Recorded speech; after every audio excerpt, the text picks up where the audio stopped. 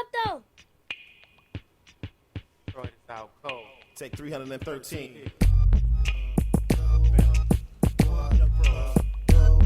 We here now.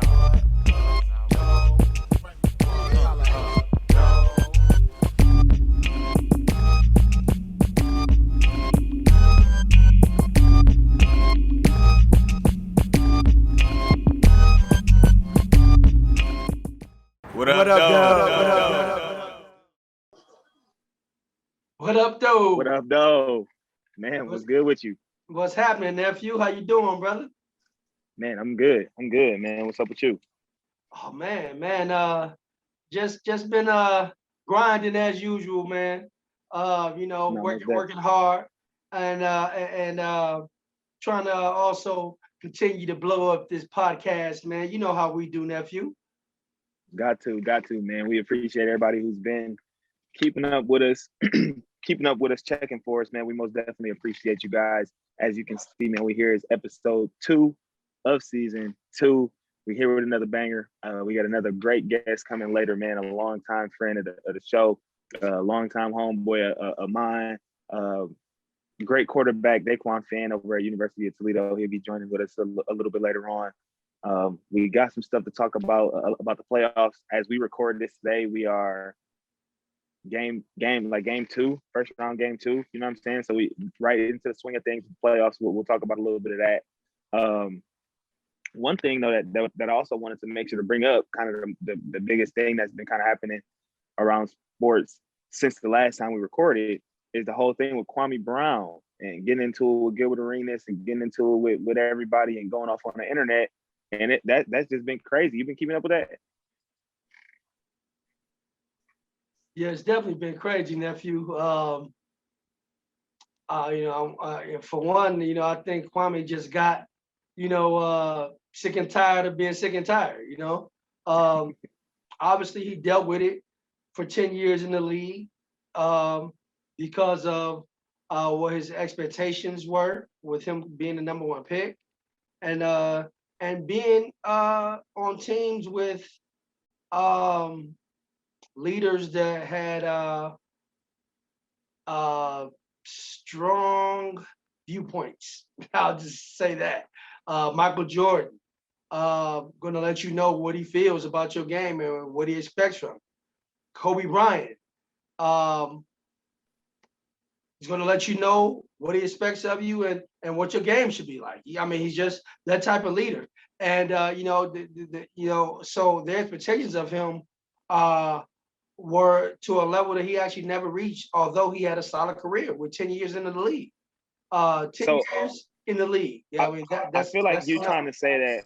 I feel like you're trying to say that you are. I'm trying to understand what side are you taking with, as far as, so are you saying like he was messed up because of like Michael Jordan and Kobe being hard on him? No. I think that he could have been, if he was weak-minded. I actually think Kwame Brown was pretty strong for an 18-year-old that probably looked up to Michael Jordan and Kobe Bryant crazy at the age he was, and to get, I would say, abused verbally. We've heard the stories. But no, I actually think that he actually was pretty strong for a young kid because he didn't break down mentally. He still had a solid career. Again, solid as a number 1 player is kind of tough to take if you're a NBA franchise looking to get a certain level of production from this player that's a number 1 draft pick at 18. But at the same time, you can't say how he should feel about other people who just continue to disrespect him. Again, when you have kids, man, and you grow up, the last thing that you want to do is see your kids see you be disrespected, especially if it's nothing that you are bringing to yourself. This dude retired some years ago, man. Why is his name still out there disrespectfully like that? I could see him one day waking up like, I don't want to hear that no more. So what part do you think is disrespectful though? Like, I feel like they only talked about him. It's like they didn't say he was a bad person. They didn't say, oh, Kwame, you know what I'm saying? Like they said he sucked at basketball, which in comparison to number one picks, he kind of sucked at basketball. So I didn't really see what was so disrespectful. Maybe I missed some. Did somebody say something about him personally or something? Like I didn't see what was disrespectful. I think they basically was calling him soft, man. The stories they were telling was him being kind of soft, and he was saying that the stories they were saying weren't true. You know, they just weren't. If they weren't true, then you trying to say that I'm a certain way, and I'm not. You know what I'm saying? Right. And that's how his view has been. When I hear him, you know, jump back on conversations in his podcast. I'm sorry, other podcasts I've seen him on, but his own videos that he's putting up nowadays. And he's just really just opening up about all kinds of things right now, man. So maybe they woke a sleeping giant. Yeah. I think it's, I don't know. I think people definitely have a right to say whatever they like, especially when it comes to a person that was like an NBA player and you didn't perform up to what people expect. I can understand why people would talk on that, harp on that. You know what I'm saying? What is bold though is if people was lying on them, telling stories, and okay, that part I understand. You know what I'm saying? That part I definitely understand. But I feel like there's no problem with people, even if like when Stephen A said he was a bona fide scrub, if he was only referencing his play and not him as a person, there's nothing wrong with that. You know what I'm saying? If somebody called, now it's the difference between somebody saying you soft versus you played soft. But if you played soft and then somebody called you out for it and they said it, I don't think it's a problem or disrespectful as long as it's about the game and not about the person. You know what I'm saying? But they were bullying him at all, nephew? So I would say now if it became personal to the point where it's like, Kwame, you soft, Kwame, you know what I'm saying, whatever, that's more so where it's like, okay, it's personal. And maybe because he was so young, you can call that bullying, you know what I'm saying? But when it's about your game, though, no matter what they said or even how they said it, if it was about specifically about the game, then no, that's not bullying. That's a critique. You know what I mean? Like every player on there is getting critiqued. You know what I'm saying? Anytime you put on one of them shows, it's somebody getting critiqued. So if you was the number one pick and ended up being at best a serviceable big man in the league, when usually a number one pick is projected to be much better than that, then no, I don't think it's bullying. But if it gets personal, you know what I mean, then I understand that. If it gets to when somebody says something about you as a man, then I get that too. But if it's about the game, it's about the game for me. So tell me something, man. Do you think there's different kind of leaders and different type of leadership out here? Tell me if you think that Mike and Kobe being leaders in this kid's early career, and the expectations that were put on their shoulders, do you think that they led him correctly, or do you think that they actually had a effect on what his career ended up being? So I will say that if you are in a position to where you are in some instances like a team captain, in all instances like a coach or a GM or somebody in the front office, part of your job is to, or at least it should be, to know how to motivate different players. You know what I mean? Mm-hmm. So like as Michael Jordan, he definitely took, I would say, played a part in his downfall as far as his career, just because if you see that isn't working for him, if beating him down ain't working for him, as the coach, you got to do something else. As the general manager, you know what I'm saying? As somebody that's on the staff, you got to do something else. As a player, that could be tough because you're right there in the line of fire. But even as a captain, you really kind of got to do something else if you want it to work out. So for that reason, yes, they do take fault. So I would say, yeah, you just got to know. You got to know your players. You got to know how to motivate people. Understood. What would you say? What do you think? You think they bullied him? Yeah, I think they definitely bullied him, man. He was a kid. But they were used to being able for that bully to work. You know what I'm saying? I'm pretty sure they bully people that we don't even know they bully. But they call it bullying. No, I think it was bullying, but I think it was just them being the player they are. the leader they are. Man, all Mike's teams in Chicago, man, during them winning years, again, Steve Kerr was just a piece of that team. He wasn't. Steve Kerr could have easily not played in some games, and the Bulls still won championships. Of course. You know what I'm saying? So he was just a piece, and just a piece can end up having such a history in the NBA, man, because they were tough-minded ball players, man, and not all of them were mentally strong before they got to Chicago. But playing in Chicago under their tutelage, man, under their leadership, you either gonna mold to what the squad needs you to mold to as one, play in unison, or you can break off and get traded or get kicked off the squad, man. You got to be, everybody need to be moving in one, in unison.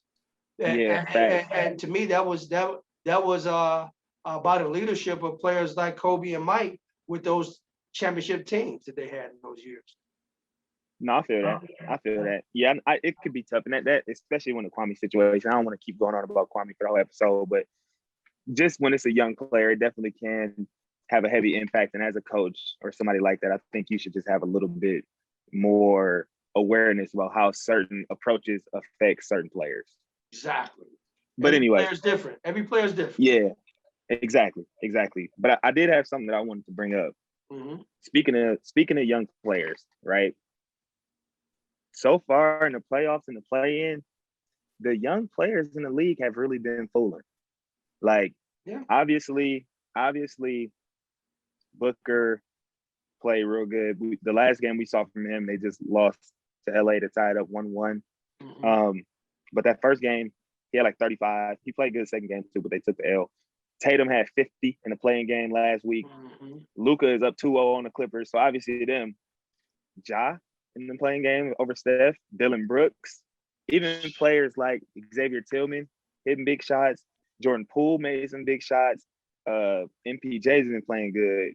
New York quickly topping RJ Barrett. They played real good when New York was struggling in game 1 against the Hawks. So I just want to give a little bit of the spotlight because I feel like the young players in the league are coming in first year, coming in the clutch and making big plays. And it's just, I think the league is in real good hands with just a lot of players feeling real comfortable. Is that something you've been noticing with the young players in the league right now? Definitely, nephew. And just real quick, I'm gonna jump off one of the players that you just brought up, Xavier Tillman from my city, from Grand Rapids. Stand up, G-Rap. Definitely a baller. Worked hard, man, and worked on his game. You always find a way to try to slide something about Grand Rapids in there. I got the slide. I mean, we just, players in certain places. I'm gonna get a love. Whereas I got a sports talk show, nephew. There's no way I ain't gonna bless my cats with my city when they doing well. No question. Yeah, I'm gonna stop hating. Continue. Yeah, I mean, you probably should.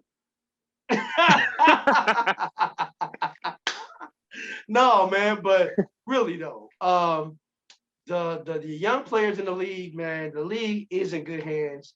And we got, if you look at the group of players right above the young players, those are really only 5-6 year in players.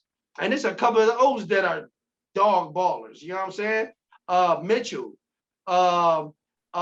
We got Kristaps still. I told you. Porzingis, bro. Porzingis, man. But Tim Hardaway Jr. has been in the league about 7-8 years now, but he's starting to be that strong vet, that two guard. You can plug in as your starter on any team in the league. You know what I'm saying? His big time shots, been clutch since Michigan. You know what I'm saying? Has became a strong vet. Hey, listen, I don't want to cut you off. But you just said something very, very important that I almost forgot about. But players from Michigan have really been balling in this playoffs. And I noticed that the other day when I was watching some games, bro. Yeah. Duncan Robinson started off balling the other day. You just talked about Hardaway was balling. Yeah. Like, it's been some dudes from Michigan that have really been hooping. Jordan Poole hit some real big shots. When Golden State, even though they lost that game, he hit some big shots. I just want to throw that out there though. Devin Booker. No, I was talking about people University of Michigan? People that went to Michigan. Devin Booker is. Oh, I'm talking about people that went to Michigan, but I forgot that he is from Michigan. I forgot D Booker's from Michigan. Yeah, he from G-Rap. Are you making that up? No, he's from Grand Rapids, bro. Let me find out you false claiming. Let me find out you Hey false man, claiming hoopers on behalf it's of ballers in my DR. city, man. We don't got the false claim. We got ballers. I'm gonna look that up. I'm Yeah, gonna look that up. Well, I mean, you go ahead. It's cool. Nah, that's silly. That's silly. But yeah, let's do some playoff talk. Okay. Let's do some playoff talk. What you want to talk about first? What series you been liking the most so far? Well, my thing is the biggest upset of this first round to me is about to be possibly Dallas mud walking the Clippers. Dog. Man, I mean, you can't give a young team like that already have confidence, more confidence. I mean, Luka don't think none of them cats can guard him, and they supposed to be the two best perimeter defensive players in the league, or at least 2 of the 5. What I really don't get, they keep running defenses where they switch the ball screen, and they keep getting that Reggie Jackson or that Rondo matchup on Luka, or that Pat Bev matchup on Luka, and he is getting easy layups. Did you see the video when he got the layup on Pat Bev? He's too small. Yeah. Like why? Like he shouldn't even be able to get that off. You know what I'm saying? Like where is the adjustment to just say, all right, PG, stay right there. Kawhi, come on. Kawhi, come on, get a stop. You know what I'm saying? Like that's what I've been waiting to see, and we haven't seen it just yet, man. And I don't know. It ain't looking good. I think it's a wrap, bro. I think their confidence level is too high now, man. So you think it's over with? I think they're on a roll. You know what I'm saying? I think they're on a roll. How many games? I'd be surprised if the Clippers won. I'll say that. But I wouldn't be surprised if they lose 4-2. 6. Okay. I kind of want to see game 3. I guess it's hard to go against Dallas being up 2-0 going back home though. Shout out to Luka. He's been fooling. Yeah. Let's talk about somebody in the East. Who you like in the East that you want to talk about? Actually, I got one. Because I think my favorite series over there so far has been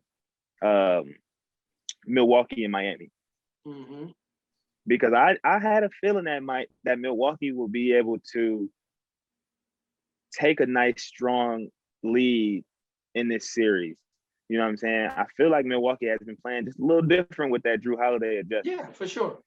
I feel like they've been playing a little different, and I feel like this series they kind of low key and kind of going under the radar with it. But I feel like they getting some good confidence rolling right now, which might be scary. I think they're better than Miami. Period. You know what I'm saying? They are, but a lot of people say they might get upset. Yeah, I wouldn't have thought they was going to upset those guys. But I'll say this, when I think of teams that got better in the East, or teams that I think could possibly, try to win a championship this year, and bets the Nets in the East. I think the only team that could possibly do it is Philly. Philly to me is the next best squad next to the Nets. And in a 7-game series, man, they're the best bet if there's going to be an upset in the East. I want to see Philly. I want to see a little bit more Philly with a little bit more stiff comp. They got the Washington Wizards right now, which is kind of you know what I mean? Real quick though, before we get into this part with Dequan Finn, I want to go through just some real quick picks. We'll go through each series. I just want to hear at this point where we are. We are usually we like at game 2 on every series. Game 2. Now. Yep. I just want to hear the picks real quick, right? All right. So let's start. You taking Philly over Washington? I'm assuming still, right? Yep, Philly over Washington. Obviously, Brooklyn over Boston. Yep. So, what are you thinking? Milwaukee over Jimmy and Miami? Yeah. And the Heat, right? Yep. What are you thinking with New York and Atlanta? New York. New York? Yeah. As of today, that series is now 1-1. So okay, I'm gonna still roll New York too. I think they look pretty comfortable right now, even though Trey has been hooping. All right, let's swing west. Memphis is up 1-0 on Utah right now as we record this. What are you liking there? I'm gonna just go with a fave. So I'll say Memphis. But With the upset? Yeah. If there's gonna be an upset, I'm gonna roll with Ja. If there's gonna be an upset. Yeah. I feel that. I'm gonna still go with Utah. I don't think, especially with Donovan Mitchell coming back for game 2, I don't think they might get one more win maybe, but we'll see. I ain't gonna count them out too early. Let's talk Phoenix and LA. That's 1-1 now. I got LA. Okay, yeah. Well, how many games do you think that's going with Chris Paul getting that shoulder injury up like that? I'll say 4-2. Okay, that's respectable. What else we got over there? Oh, Portland. This is the one we got that bet on. Yeah. Portland and Denver. That's 1-1. So of course I'm rolling with Portland. You know you want to say Denver, dog. Man, please. Hey, look, when I win, I want a custom what up though hat that I can wear one time on here. A custom what up though Scully. That's what I want. Okay, I got you. You might as well get that order going for me now because Denver Man, let you tell it. I might bless you for Christmas or something. hey, who you got with what other series are we forgetting in the West? Who's the 4-5 in the West? Oh, that's Clippers and Mavericks. Oh, that's Clippers and Mavericks. Yeah, that's what I say. Yeah. You already got that, right? Man. It's a wrap. How many games do you think that's going? You said. It might be a wrap. It might be 4-0, but I'll give them a 2. I'll say 4-2 just to make it respectful. Hopefully. A sweep would be very embarrassing. Oh yeah. A sweep would be very embarrassing. All right, so last thing, man. Just one word answer. Okay. As we stand right now, who winning the title? Lakers.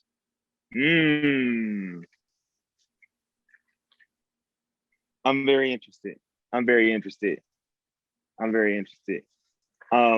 Yeah, that I just wanted to chop it up though real quick on some playoff talk, man. Just because I've been excited. I've been tuned in. I've been watching every game. So yeah, I'm ready to rock and roll, man. And then yeah, man. Lastly, before we jump into this interview we got coming up with Dequan, man, I want to give a real big man shout out and a real sense of appreciation, man. Everybody that's been rocking with us so far, checking in with us, season 2, episode 2. And hey, man, we rocking and rolling, man. We rocking and rolling. What you got for, man, before we toss it over to this interview? Man, like you said, man, we got to give nothing but love and appreciation to all our viewers. You've been through the whole first season with us. You amped the hype up and ready to see season 2. Yes, sir. Yes, yeah, that's sir. what I need right there on the head when I win that bet. Season 2. Shout Man, out to we just Ready, Set thank TV you guys. Where at? Ready Set TV. I said shout out to Ready Set TV too, always.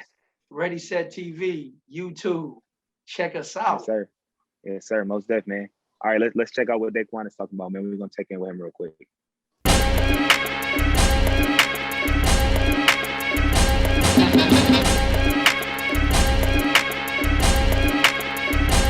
What up, dude? What's good? What up, though? Hey, look, man. As y'all can see, we sitting here with a real special guest. We sitting here with a D1 quarterback, a number 1 quarterback coming up soon, man. At the University of Toledo, man. We want to welcome Dequan Finn to the show, man. Quan, what's good with you? What's good, man? How you doing? I'm good, bro. I'm good, man. So for everybody watching us, and this is actually crazy. You know what I'm saying? We've been having a lot of fire guests come to the show. Obviously, we got another one today. But me and Quan go way, way back, like way, way back. Like I knew this dude when he was probably 10 years old, bro. Probably like 10 years old. We lived right across the street from each other as kids. And then next thing I know, this dude grows up and is the quarterback at Toledo now. We got to get him on the show. So I wanted to make sure to get a little bit of background. Number 5, Dequan Finn.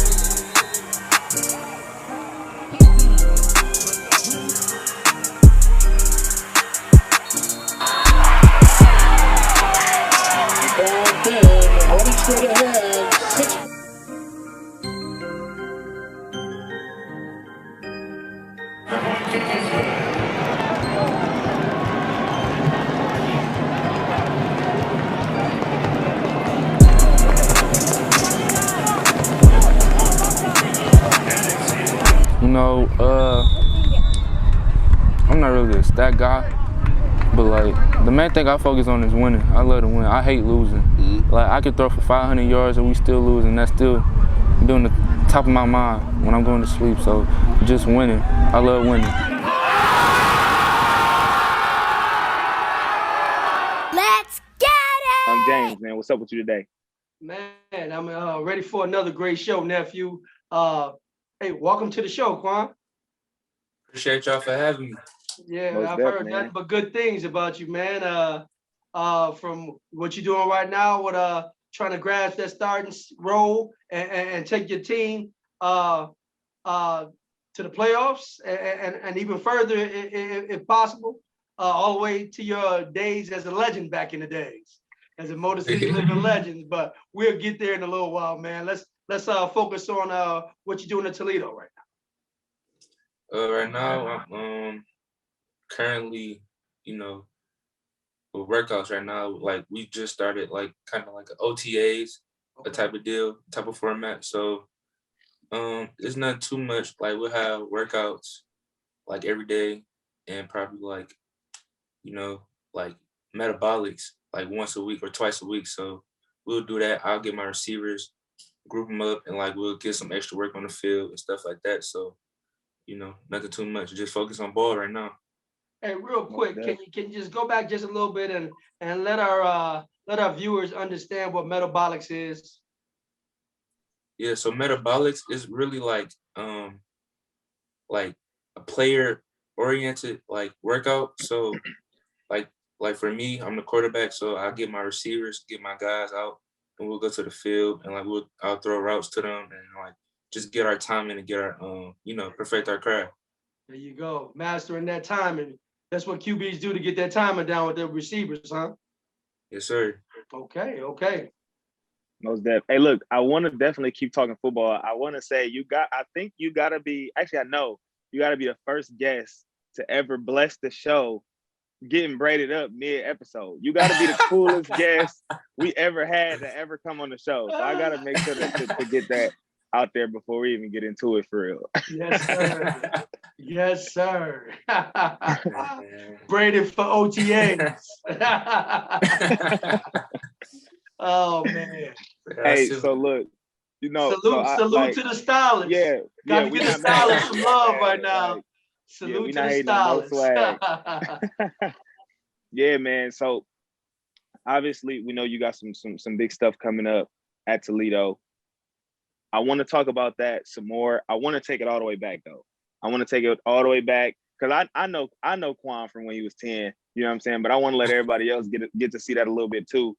Like coming up for you, I remember what your game was like as a quarterback, even as a young, you know what I'm saying, even as a youngin. You know what I'm saying? What was some of the players that you looked up to in the league or wherever that played the quarterback position that you wanted to kind of model your game after?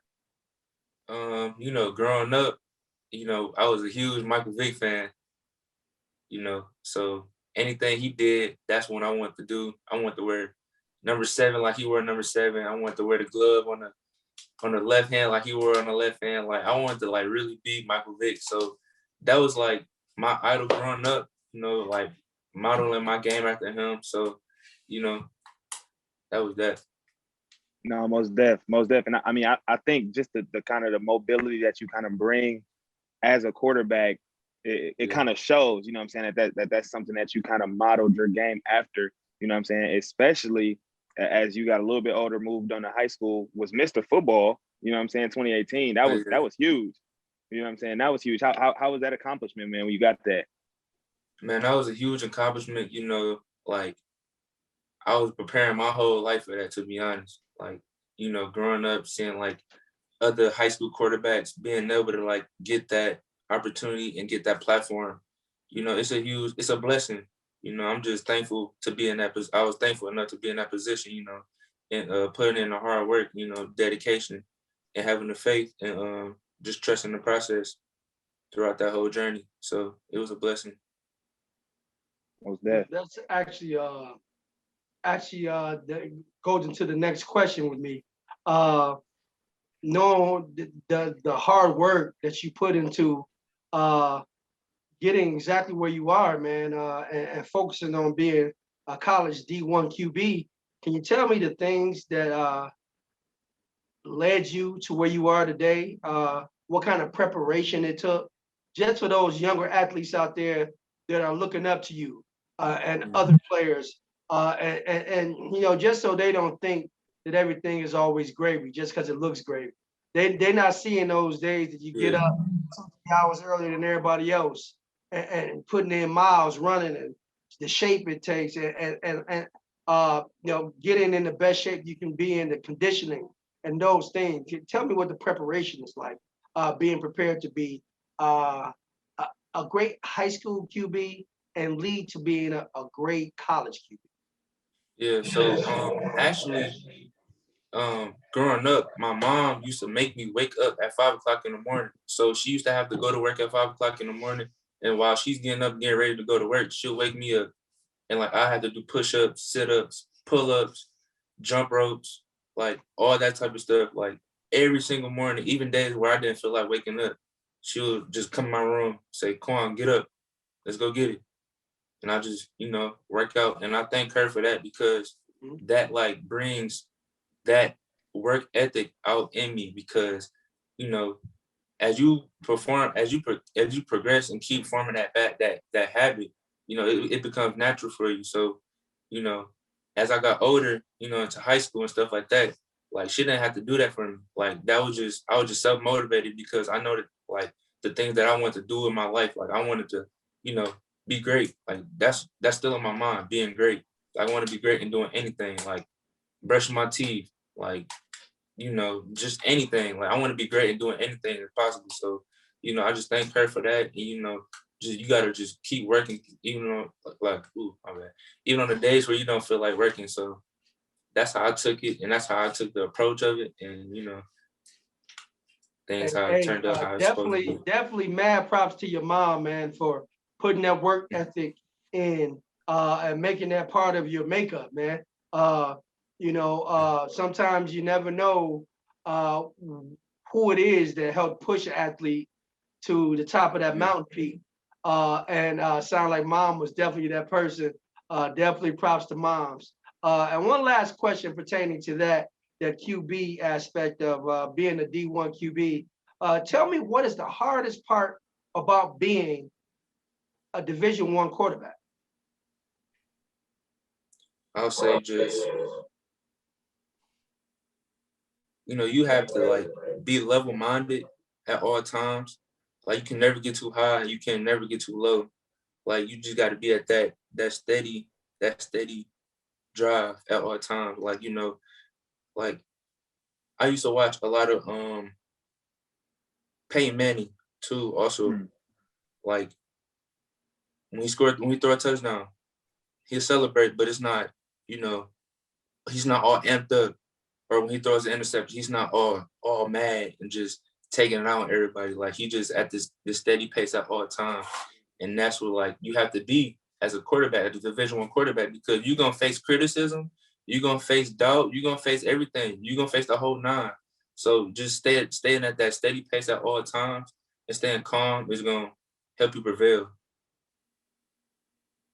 I think that's very well said. I think it couldn't be more accurate as far as what we've watched from you so far. I think it's right on the money with what you try to do, you know what I'm saying, on the field every day. So I definitely think that's a great answer and a great way to put that.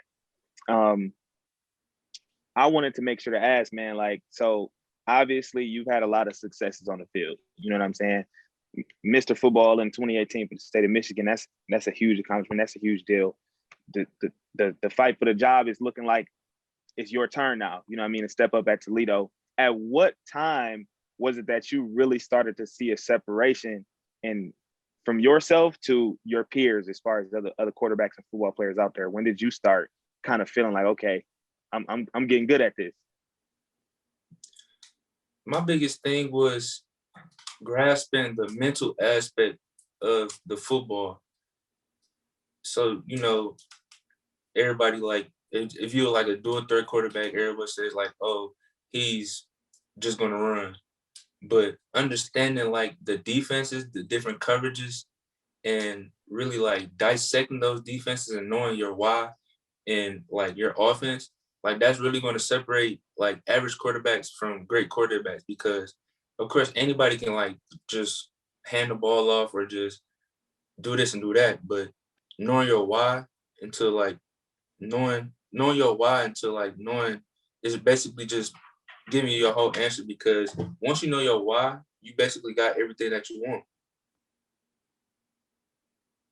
Yeah. Yeah, no, I couldn't agree with that more. I think that's solid, and I think that's very important. As far as knowing what to look for, knowing that type of stuff, obviously that comes with more reps, more development. Is that some of the stuff that they've been focusing on with you up there at school? Yeah, that's been the main thing they've been installing in me, as far as like, you know, defensive recognition, knowing what to do in certain scenarios and how to approach different things when those scenarios come. So I would give like a huge thanks to my coaches within the years of developing me, because, you know, at first I didn't know, like when I first got here, I didn't know like really what anything was for real. But they like dissected everything to like a certain point where like I can like spit everything out as to like what they told me. So that's my huge accomplishment, and I give thanks to them too. So yeah. It definitely sounds like you're a student of the game, which from what I know about sports and watching football my whole life, those are the type of QBs that go further. Those that are first students of the game, and then those that put in the time and effort for preparation. So I got a two-part question for you real quick, Dequan. Okay. Tell me first of all, brother, what is your strength as a QB? That's part one. And part two, when you're thinking about, you know, not jumping too far here, but just you're thinking about your future and thinking about the NFL down the road possibly. What NFL QB does your game resemble? All right. So for the first question, I would say, could you repeat that for me one more time? Yeah, definitely. What are your strengths as a QB? Oh, my strengths. I'll say first off, being able to improvise. So, say for instance, if the pocket break down, you know, use my legs as a tool to get away from that trouble and make a better play. And I'll say my accuracy, because that's one thing that a lot of people like think that I lack at, is my accuracy. But really, like, if you really know me and really know what I practice on, like that's been the biggest improvement for me. So I feel as though that's one of my strengths, because, you know, you got to be accurate to play quarterback. If not, then ain't no reason for you to play D1 quarterback. True. And I'll say lastly is my love for the game, my passion for the game, because a lot of people just want to play football just to play football. Like they like what it comes with it, but I like developing. I like the growth of it, you know? Yeah, definitely.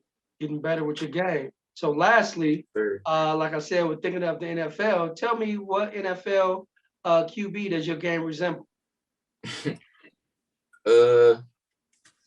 know, a lot of people be saying like I'm like the Lamar Jackson 2.0 or something like that. So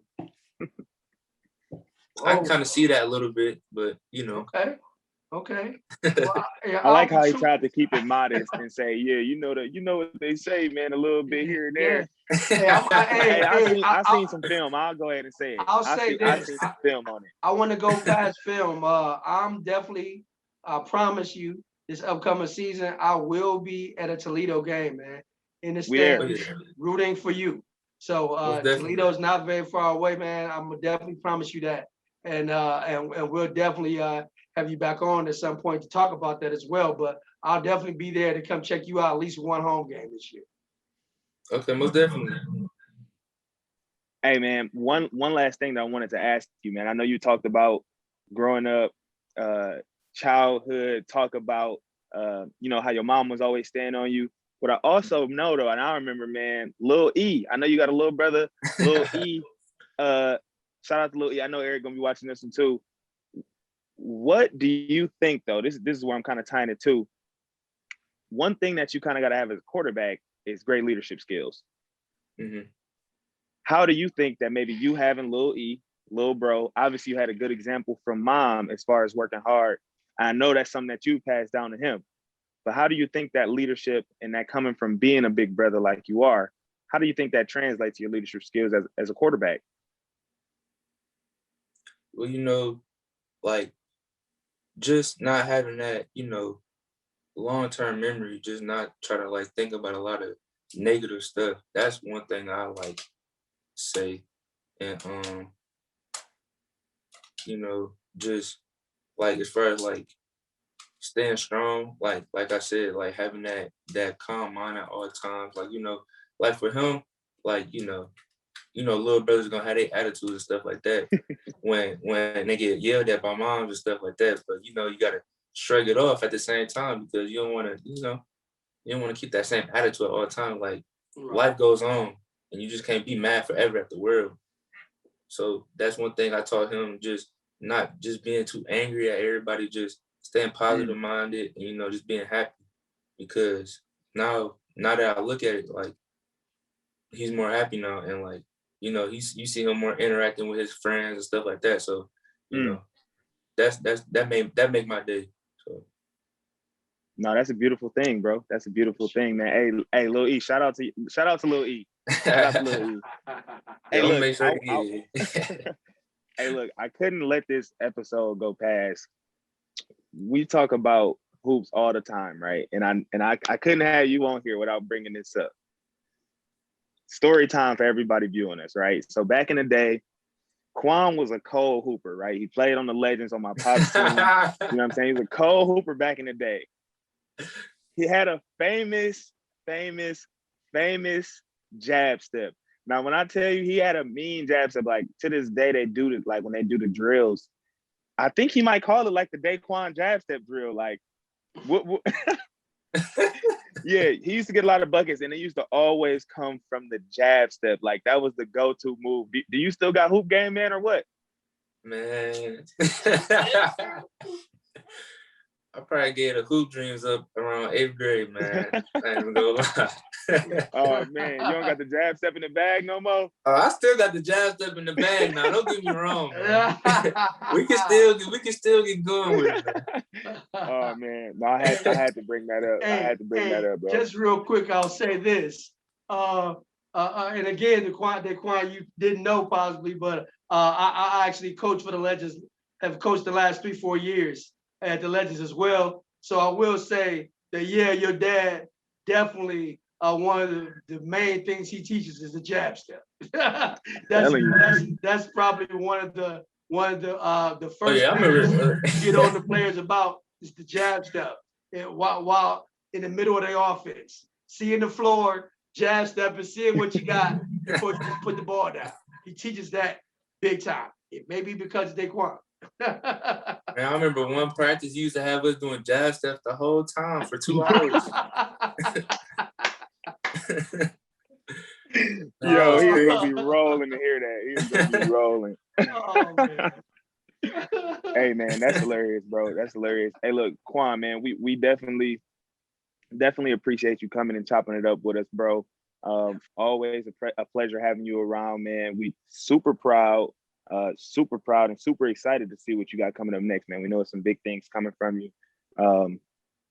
Lastly, want to make sure to see, man, if you got any final thoughts that you want to, let out, any little stuff that you want to go ahead and say. We're gonna give you the floor for a second, man. But we definitely just wanted to say we appreciate you for chopping it up with us, man. Oh, yeah. Thanks for having me, y'all. I appreciate it for real. Love. Nah, much love. No, I'm really a man with few words, but for the guys for the people that's watching, just stay happy, stay positive, man. Life is short. Love your loved ones, stay blessed. Stay blessed, man. Stay blessed. That's a great way to end it, man. Stay blessed. Most definitely. Go ahead, nephew. I was just about to say he gonna see us soon too. We gonna get 2 tickets. Oh, we coming to a game or yes, two. Sir. No question. Oh, yeah, most definitely. I'm gonna make sure y'all get tickets for sure. Yeah, for sure. We definitely coming to a game. Matter of fact, we might mess around and get part of another episode at the game live. You know, Hey, you know, again, hey, Oh this is yeah, only that'd this is be hard only for sure. it's only the second episode of season 2. We got a lot of things coming down the road from you guys. A lot of things Yeah, I'm coming down the excited. road. That might be a live episode. might have to do that. Might have to do that, man. We gonna Yeah. let you get back to it, Quan. We know you gotta go ahead and get the braids crispy. You know what I'm saying? Get But yeah, ET, most get ETA definitely, bro. fresh real quick. Oh man. All right, y'all.